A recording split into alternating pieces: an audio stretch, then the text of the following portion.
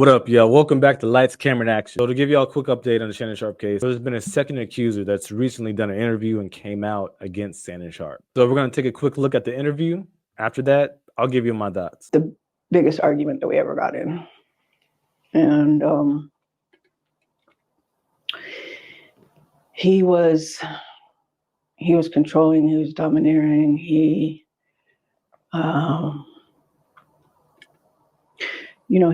was manhandling me beforehand.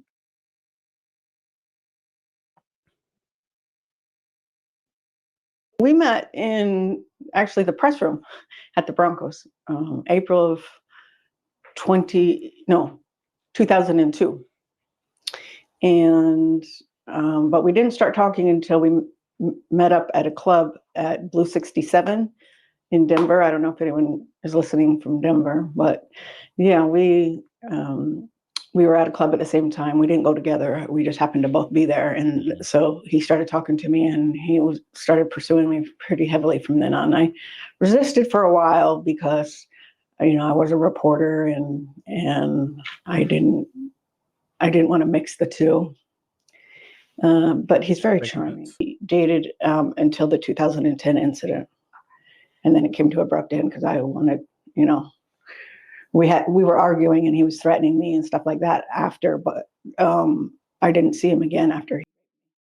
What led up to that fight, that 2010 fight that you guys, I know that the argument ensued first before he allegedly.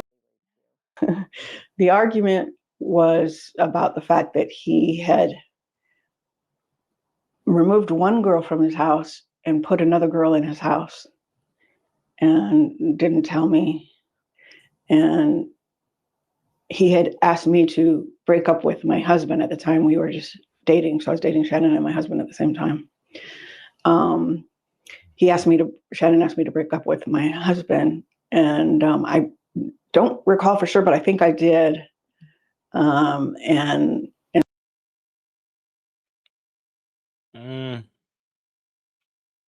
That sticks out to me a lot. Let's see what else she has to say. And so, it's like, wait a minute, you want me to be with just you, but you want to move somebody into your house and not even tell me? So that's what it stemmed from. He's not a faithful person, so I wasn't.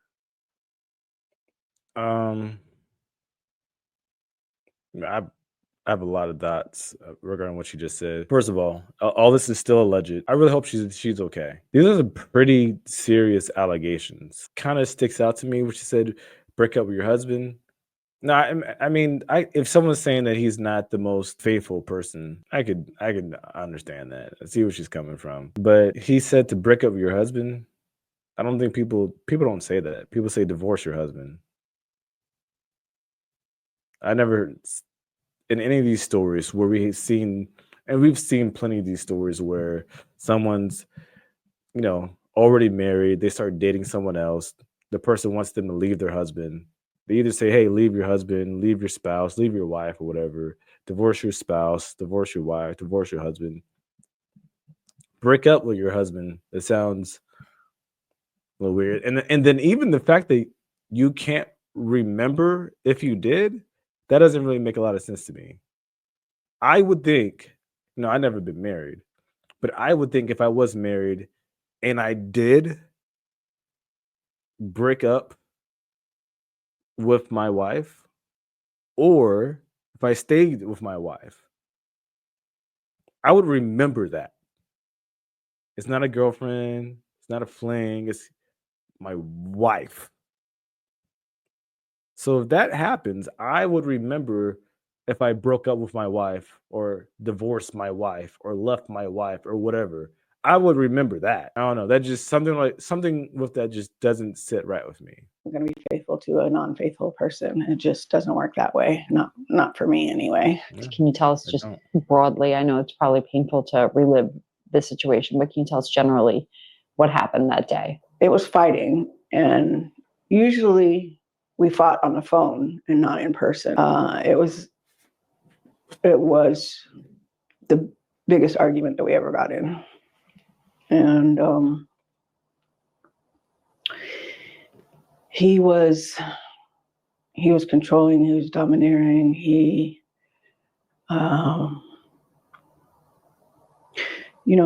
was manhandling me beforehand, and he wanted to have sex, and I told him no.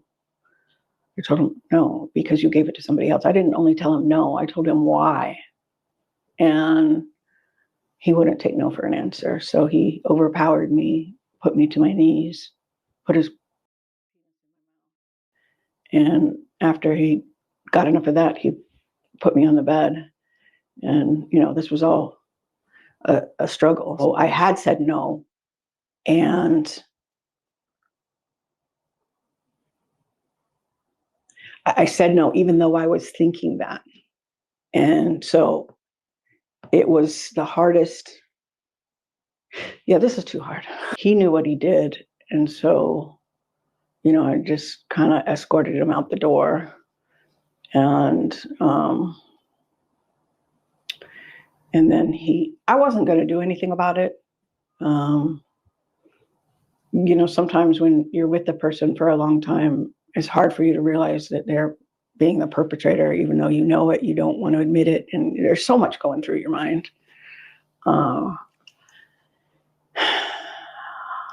But then he started coming at me.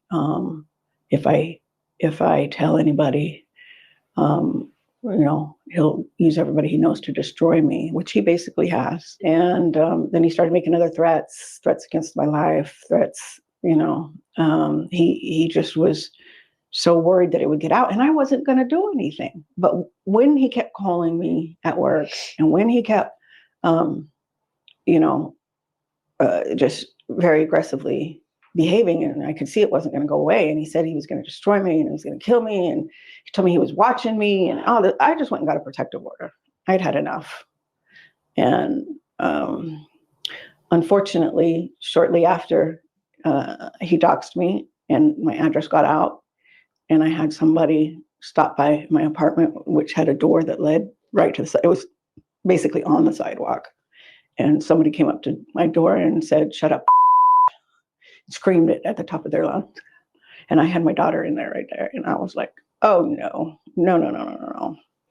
And so I went in and I dropped it, because also at my house, not my apartment, my house, at my house,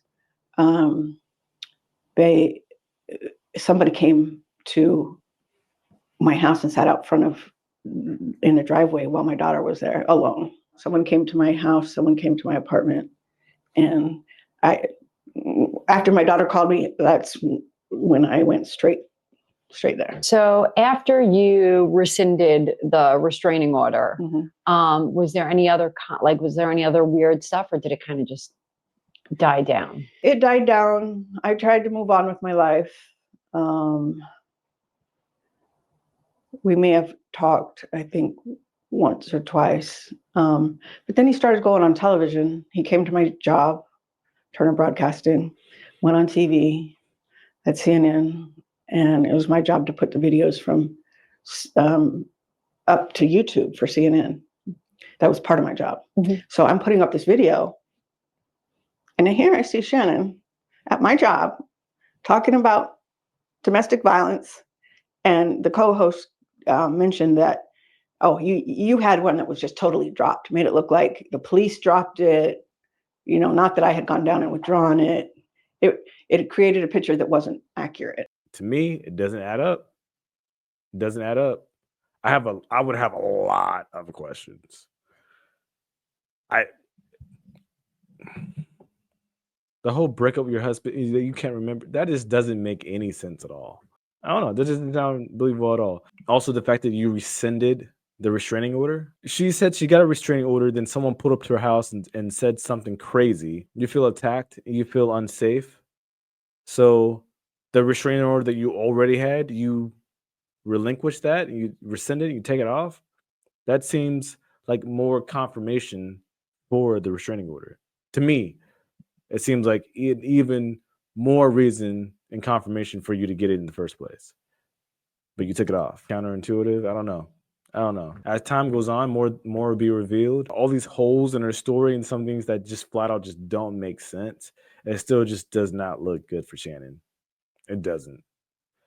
I don't know what's going to happen with this situation. I really hope he overcomes it. I just don't know. I don't know at this point. Like the first girl, that's come on, that's clearly a shakedown. This allegation is a lot more serious.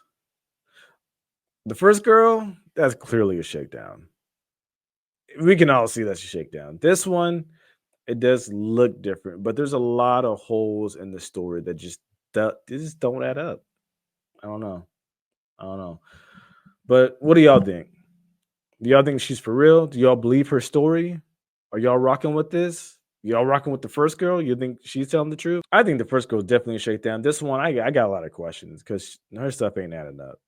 She lost me at the whole break up with your husband. No one in the history of anything has ever said break up with your husband. It just doesn't even kind of make sense. Not to me, but that's me. Hey, what do I know?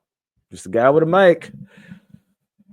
Just a guy with a mic. Drop a comment. Let me know. Also, like this video, share this video. Once again, thank y'all so much for watching, and I will see y'all in the next video.